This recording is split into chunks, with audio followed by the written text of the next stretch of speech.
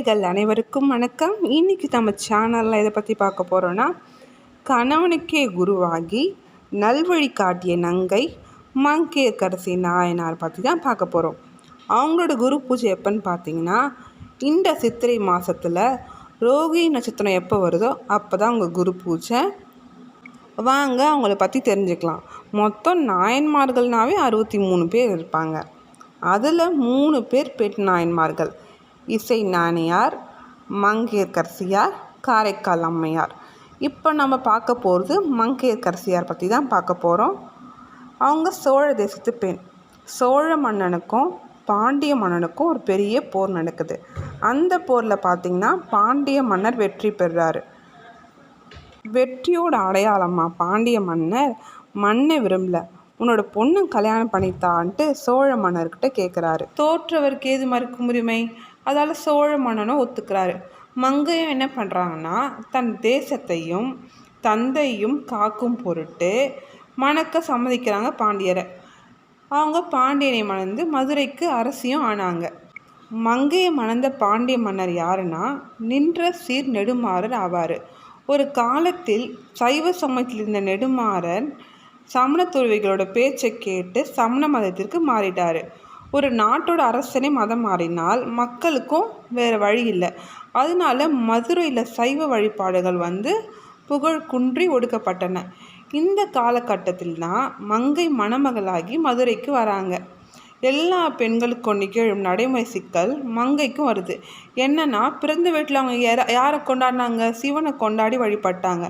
ஆனால் புகுந்த வீட்டில் எல்லாத்தையும் தியாகம் செய்கிற நிர்பந்தம் இருக்குது. சோழ தேச பெண் இல்லையா, ஈசன் வழிபாட்டிலே அவங்க திளைத்து வளர்ந்தவங்க தான் அந்த மங்கை. ஆனால் மதுரை எப்படி இருக்குது? இப்போ சமணரோட கூடாரமாக இருக்குது.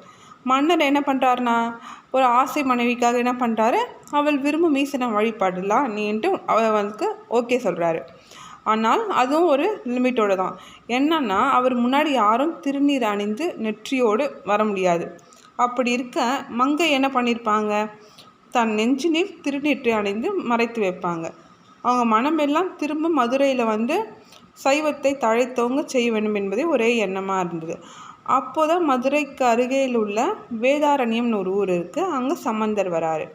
சம்பந்தர் வந்த விஷயம் மங்கைக்கும் தெரியுது. சரி, எப்படியாவது அவர் இங்கே அழைத்து வந்துட்டா மதுரை எப்படி ஆகும்?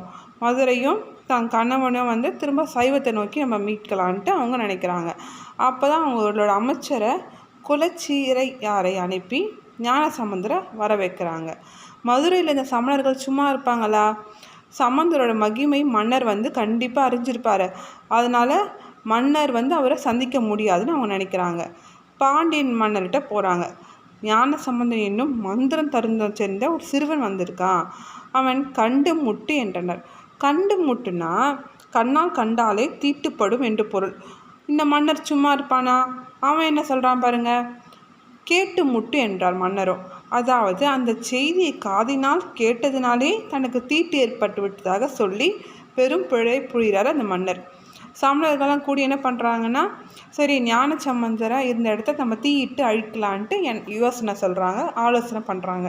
இந்த விஷயம் யாருக்கு தெரியுதுன்னா, பாண்டிய மன்னருக்கு தெரியுது. ஆனால் அவள் தெரிஞ்சும் எதுவும் சொல்லலை. ஆனால் ஞான சம்பந்தரை எரிக்கலை. ஞான சம்பந்தர் யார்? தெய்வ குழந்தை இல்லையா? மதுரைக்கு ஈசன் எதுக்காக வர வச்சிருக்காருன்னு அவருக்கு தெரியும். அதால் தீ பகைவர் மேலே ஏவினார் ஞானசம்பந்தர். அதுவும் என்ன சொல்கிறாருன்னா, அமனர் கொல்லும் சுடர் பையவே சென்று பாண்டியர்க்காகவே என்று பாடுறாரு. ஞானசம்பந்தர் சொன்னது போலே தீ உடனே கொல்லும். தீவிரமின்றி மெல்லே சென்று பாண்டியனுக்கு வெப்பமாக மாறியது. வெப்பம்னா என்ன பார்த்தீங்கன்னா, ஜுரமாக வந்துச்சு. அப்போ என்ன பண்ணுறாங்கன்னா, மங்கையோட தவிப்பு அதிகமாச்சு. மன்னனையும் மக்களையும் நம்ம சைவத்தை நோக்கி மாற்றணும்னு நினச்சோம். ஆனால் இப்போ நம்மளோட கண்ணனோட உயிரே கேள்விக்குறியாயிடுச்சே. ரொம்ப மனசு கஷ்டப்படுறாங்க. உடனே சமணர்கள்லாம் என்ன பண்ணுறாங்க, நான் இந்த மந்திரம் சொல்கிறேன், அந்த மந்திரம் சொல்கிறேன், நான் இந்த வைத்தியம் சொல்கிறேன்ட்டு நிறைய வைத்தியமோ நிறைய மந்திரமோ சொல்கிறாங்க. எதுலேயுமே மன்னருக்கு அந்த நோயோட குணமாகலை. நோயோட தீவிரம் இன்னும் அதிகமாச்சு. அப்போ தான் மங்கை கணவனுக்கு வழிகாட்டும் குருவாக மாறுறாங்க. மாறி என்ன சொல்கிறாங்கன்னா, ஞான சம்பந்தரை சரணடையலான்னு வழிகாட்டுறாங்க. உடனே மன்னரும் என்ன பண்ணுறாரு, மனைவி கண்டிப்பாக நம்மளுக்கு நல்லது தான் சொல்வா. அதனால் என்ன பண்ணுறாருன்னா, மனைவி சொல்கிறத ஏற்றுக்கிறாரு. மங்கையர்கரசி நாயனார் வந்து சொன்னதை ஏற்றுக்கிட்டாரு. மதுரையும் மக்களுக்கும் மன்னனுக்கும் இந்த உலகத்துக்கும் திருநீற்றின் பெருமை உணர்த்த விரும்பிய சம்பந்தர் என்ன பண்ணுறாருனா நீரோட பாட்டை பாடுறாரு. அதாவது திருநீரோட பாட்டு, மந்திரமாவது நீர் என்று பதிகம் பாடுறாரு. இந்த பதிகத்தால் மன்னரோட நோய் வந்து என்ன ஆகுது, சரியாயிடுது. உடனே இந்த சமணர்கள் சும்மா இருப்பாங்களா? மன்னரை புனல்வாதம் அனல்வாதம்லாம் செய்ய அழைக்கிறாங்க. அதுலேயும் சம்பந்தரே வெற்றி பெறாரு. மன்னர் இப்போ என்ன ஆச்சு, மன்னன் சிவன் வசமானார், மதுரையோ சைவத்தின் வசமானது. இன்னைக்கு மதுரையில் சைவம் தழைத்தோங்கின்றது என்றால் அதற்கு மங்கையர்கரசியாரின் அரும்பணியே காரணம். சித்திரை மாதம் ரோகிணி நட்சத்திரத்தில் நீங்கள் சிவ ஆலயத்துக்கு சென்று அவங்கள வழிபடலாம்.